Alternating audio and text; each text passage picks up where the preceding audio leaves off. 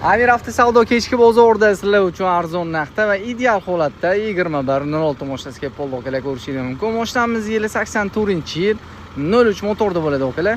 Akamiz mashinaga mehrni berib cho'tka qilib qo'yibdilar, qimmatli etlar qo'yilgan, to'rtta yaxshi yumshoq bolalargacha qo'yib qo'yishdi. Hasadkalarni ham cho'ktirib chiroyli qilib qo'yibdilar. Salon qismini ko'rsatib chiqsam akalar. Salonlari ham zo'r holat turibdi. Okalar sportivniy sidinlargacha qo'yilgan, nakitkalar qo'yilgan, ko'ri polli solingan okalar. Magnitofon kolonkalari bor. Okalar propan gaz balon uстановка qilingan. GP ruxsatnomalarigacha bor, propanga ruxsatnomalarigacha bor. Texnik tomonlama hech qanaqa muammosi yo'q ekan. Motor, korobka, ходовой, затем qismlarida ham hech qanaqa muammosi yo'q ekan. 03 motorda motorlarni ham okalar soatda ishlab turibdi.